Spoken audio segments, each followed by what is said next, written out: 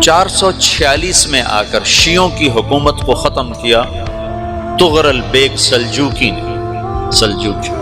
سلجوق مسلمان ہوئے تھے محمود غزنوی کے دور میں، سلجوق ان کے بڑے کا نام تھا۔ تو ایک دفعہ محمود غزنوی نے سلجوق سے پوچھا اگر مجھے تیری مدد کی ضرورت ہو تو کتنے آدمی پیش کر سکتے ہو؟ تو اس نے ایک تیر دیا، کہا یہ ایک تیر ہے میرا، کسی کو یہ تیر بھیج کر میرے علاقے میں بھیج دو تو چند گھنٹوں میں 1,00,000 تلواریں تیرا پہرا دینے کے لیے تیار ہوں، میرے پاس اتنی طاقت ہے۔ تو یہ سلجوق کی نسل میں تھا طغرل بیگ۔ اللہ تعالیٰ نے جب عرب زوال کا شکار ہو گئے اور ضعف کا شکار ہو گئے، جیسے بڑھاپے کا کوئی علاج نہیں، جب قوموں پہ زوال آتا ہے تو اس کا بھی کوئی علاج نہیں، پھر اور قوم کو جگہ ملتی ہے۔ جیسے بڑھاپا ایک فرد پہ آتا ہے، ایسے بڑھاپا قوم پہ آتا ہے۔ قوم کا بڑھاپا جوانی میں نہیں لوٹ سکتا، جیسے فرد کا بڑھاپا جوانی کی طرف نہیں لوٹ سکتا، قوم کا بڑھاپا جوانی کی طرف نہیں لوٹ سکتا، کوئی علاج نہیں، نئی نسل کا آنا ہی علاج ہے۔ تو عرب دھل چکے تھے، 600 سال بہت ہوتے ہیں حکومت کو، اپنی صفات گم کر چکے تھے، اب نئے خون کی ضرورت تھی۔ طغرل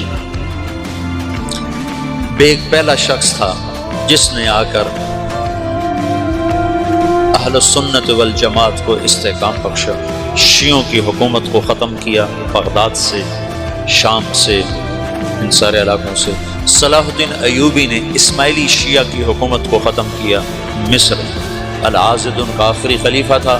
صلاح الدین ایوبی نور الدین زنگی رحمۃ اللہ علیہ کا پروردہ تھا، اس کا دوست تھا، اس کے دوست بھی تھا، بچہ بھی تھا اس کے سامنے، زیادہ لکھنے پڑھنے کا شوق تھا، پھر اللہ تعالیٰ نے اس سے کام لیا اور اس کو مصر کا گورنر بنا کے بھیجا، مصر کی مدد کے لیے بھیجا۔ تو وہاں اس نے صلاح الدین ایوبی نے وہاں ختم کیا، طغرل بیگ نے یہاں ختم کیا۔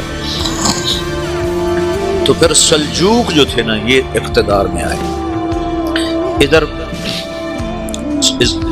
ختم ہو گئی سلطنت بنو عباس کی، مصر ایک چھوٹی سی ترکوں کی سلطنت، تو اللہ تعالیٰ پھر مرکزیت کے لیے ایک نظام چلا ہے۔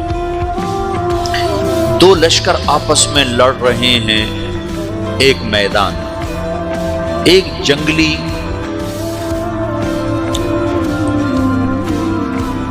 بدوؤں کا قافلہ، جنگل کے لوگ اپنے قبیلے کو لے کر، ایک جنگلی قبیلہ اپنے سردار کے ساتھ نقل مکانی کر رہا ہے ایک جگہ سے دوسری جگہ۔ اللہ کا نظام کہ یہ لوگ چلتے چلتے چلتے اس وادی میں پہنچ گئے جہاں جنگ ہو رہی ہے، دو لشکر آپس میں لڑ رہے ہیں۔ جب یہ وہاں پہنچتے ہیں تو ایک لشکر کے قدم اکھڑ رہے ہیں اور دوسرا غالب آ رہا ہے۔ ان کو نہیں پتا شکست کھانے والے کون ہیں اور فتح پانے والے کون ہیں، ان کو نہیں پتا۔ اس جنگلی قبیلے کے سردار کا نام بھی طغرل ہے، طغرل۔ تو یہ سردار کہتا ہے جو شکست کھا رہے ہیں ان کی مدد کرو، کچھ پتہ نہیں کون ہے، کہتا جو شکست کھا رہے ہیں ان کی مدد کرو۔ تو 400 وحشی جنگلیوں نے فاتح لشکر کے پیچھے حملہ کر دیا۔ وہ تو ایک کافی ہوتا تھا، 400 دوڑ جب تلواریں پڑیں تو چند لمحوں میں نقشہ بدل گیا، بھاگنے والے جم گئے اور جمنے والے بھاگ پڑے۔ جب جنگ ختم ہوئی تو شکست خوردہ لشکر کے بادشاہ نے ان کو بلایا، اسے پوچھتا ہے مجھے جانتے ہو میں کون ہوں؟ کہا نہیں۔ کہا تو تم نے میری مدد کیوں کی؟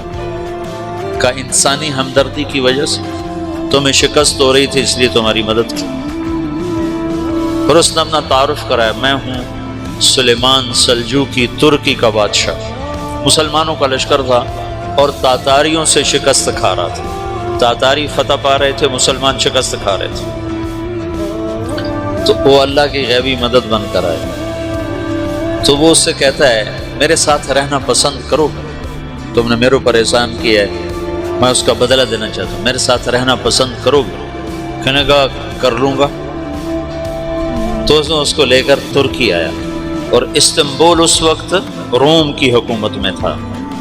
اس سے فتح کیا اس تغرل کے آگے چوتھے پانچویں پڑپوتے محمد فاتح نے. تو یہ استنبول ہے، یہ ترکی ہے، بیچ میں ایک چھوٹا سمندر ہے، یہاں ایک جاگیر ہے. تو سلطان سلیمان کہتا ہے یہ جاگیر تجھے وقف ہے، ادھر سے رومی مجھے تنگ کرتے ہیں حملے کر کر کے، تو میرا دفاع کرتے رہنا، یہ جاگیر تیری. تو اس جاگیر پہ اس نے اپنے قافلے کو آباد کر دیا، اپنے قبیلے کو، اور ایک چھوٹی سی حکومت بنا لی، جو ایک صوبہ سمجھو سلمان سلجوقی کا، وہ ایک چھوٹا سا صوبہ ہے. وہاں جب یہ رہ پڑا تو پھر یہ ایک شیخ کے بیعت ہوتا ہے، وہاں شیخ طریقہ تھا، ان کے یہ بیعت ہونے جاتے ہیں. وہ اس کو رات اپنے پاس ٹھہراتا ہے، تو ایک کمرے میں ان کا خادم ٹھہراتا ہے. یہ جب کمرے میں جاتا ہے تو سامنے دیوار میں تاکچے پر قرآن پڑا ہوا ہے.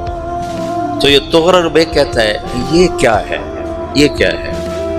تو وہ خادم کہتا ہے یہ کتاب اللہ ہے، قرآن ہے. اچھا. وہ اس کو وہاں چھوڑ کے باہر چلا جاتا ہے. وہ دیہاتی آدمی، جنگل کا رہنے والا، پہلی دفعہ زندگی میں قرآن دیکھا. وہ کہتا ہے یہ قرآن ہے، اللہ کی کتاب ہے، میں اللہ کی کتاب کے سامنے سو جاؤں، کتنی بے ادبی ہے.